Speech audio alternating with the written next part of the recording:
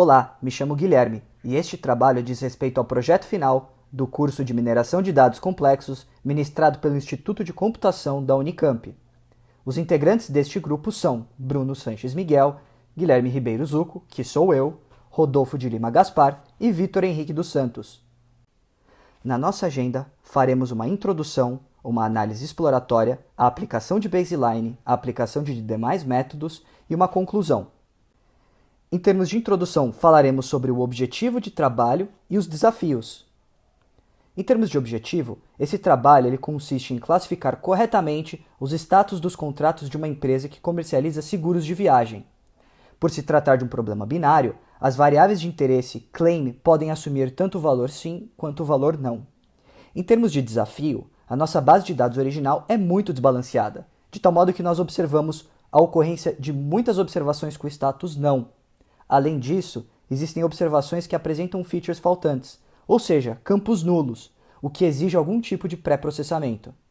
Falaremos agora sobre a análise exploratória, que consiste em análise estatística e visualização das informações, além do tratamento da base. Em termos de análise exploratória, notamos que há um evidente desbalanceamento da base de dados.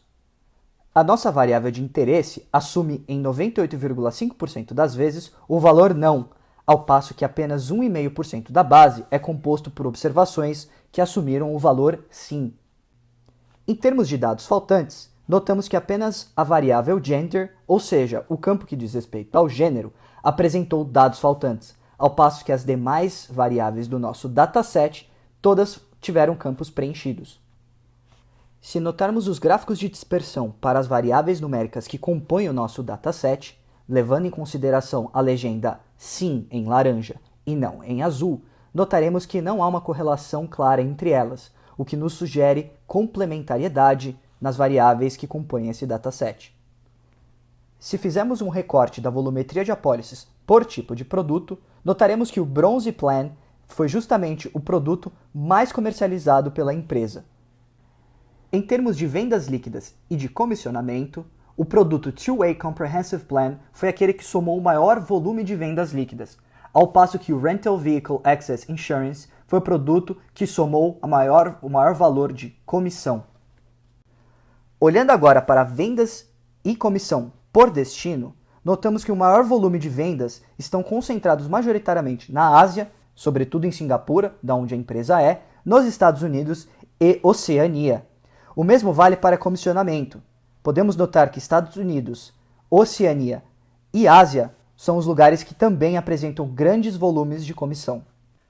Ao nos depararmos com a volumetria de contratos por canal, nós notamos que a maioria das vendas são distribuídas no modo online, ao passo que apenas uma parcela do nosso dataset diz respeito a canal de distribuição marcado como offline. No que tange o tratamento dos dados, fizemos o descarte da variável gender, tendo em vista que a mesma apresentou um grande volume de dados faltantes, além de apresentar baixa relevância com a nossa variável de interesse. Em termos de limpeza, fizemos a substituição dos valores de idade superiores a 100, porque notamos que para estes casos haviam muitos valores repetidos, o que sugere erro de input na base original. Em termos de encoding, fizemos a aplicação de label encoding nas variáveis binárias e de one-hot encoding nas variáveis categóricas. Finalmente, para o split do nosso dataset, fizemos a divisão dos dados em treino, validação e teste. Falaremos agora sobre a aplicação do nosso baseline e os seus resultados. Para o nosso baseline, seguimos este roteiro de treinamento. Fizemos o cômputo dos pesos das classes, setamos uma semente para garantir a reprodutibilidade, efetuamos o descarte das nossas variáveis categóricas inicialmente e treinamos com diversas técnicas de normalização. No nosso canto direito desta tela, podemos observar inicialmente o treinamento do nosso baseline no conjunto sem normalização e desconsiderando as variáveis categóricas. Se observarmos a matriz de confusão no conjunto separado para validação, observamos que o nosso modelo de baseline acertou 73,5% para a classe não e de 70,5% para a classe sim.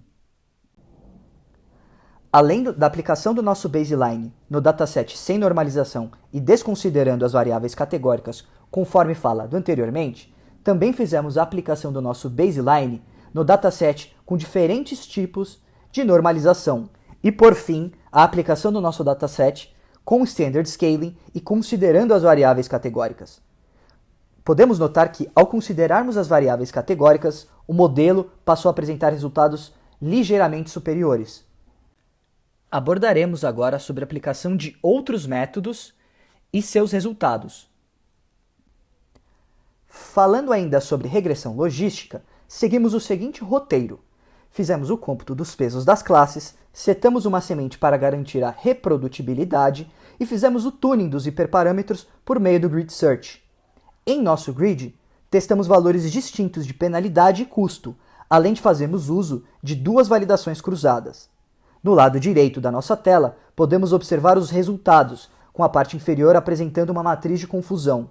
Notamos que esses valores estão aderentes com o nosso baseline, o que sugere que este grid search não trouxe ganhos tão substanciais para nossas predições. Um outro modelo aplicado foram as random forests. Seguimos o seguinte roteiro.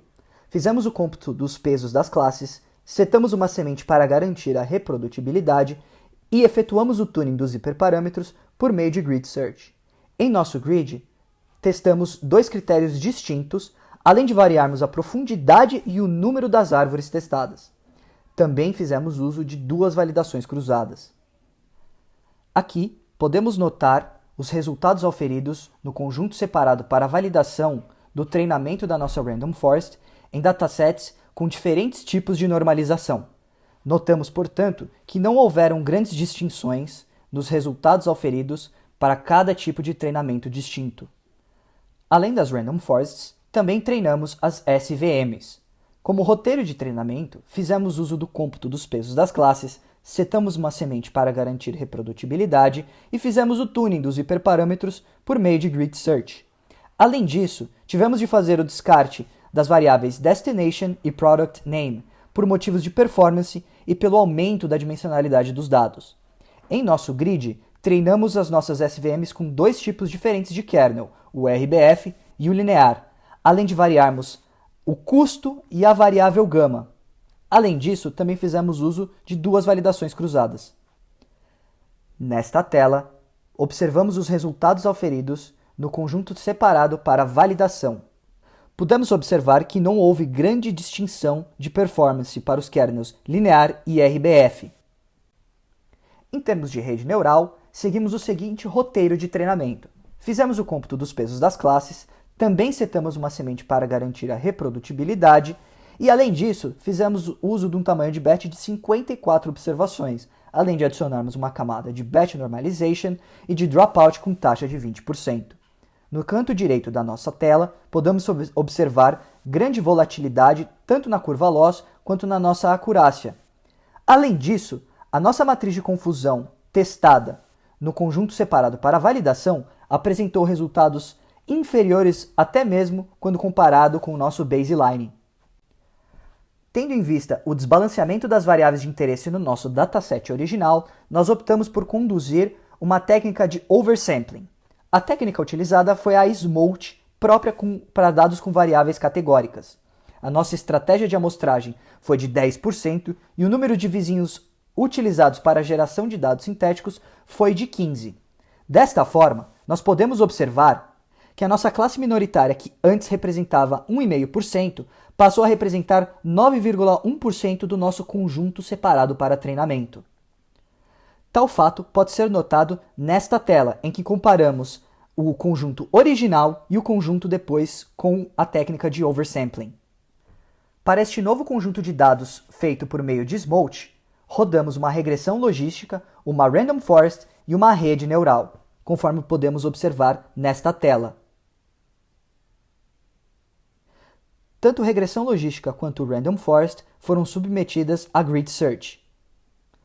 Sendo assim, ao fazermos a análise da aplicação da regressão logística, da random forest e da rede neural artificial neste novo conjunto de dados feito a partir do SMOLT, podemos notar que a random forest chegou a patamares de acurácia de 87% para a classe não, ou seja, a nossa classe majoritária, e de quase 80% para a nossa classe sim, ou seja, nossa classe minoritária. Portanto, levando em consideração todos estes treinamentos, faremos agora uma breve conclusão. Sendo assim, foi considerado como o melhor modelo aquele que apresentou desempenho mais satisfatório no conjunto separado para validação. Sendo assim, apenas o melhor modelo efetuou predições no nosso conjunto separado para teste. Desta forma, consideramos que o melhor modelo foi justamente a Random Forest, composta por 100 árvores, critério de impureza de Gini e profundidade máxima de 15, sendo treinada no nosso conjunto de treinamento com técnica de Smolt. Ao lado, podemos notar que a nossa matriz de confusão no nosso conjunto de teste atingiu valores de acurácia de 87,3% para a nossa classe majoritária, portanto não, e 69,9%, ou seja, quase 70% para a nossa classe minoritária. Nossa apresentação fica por aqui e agradecemos muito pela sua atenção.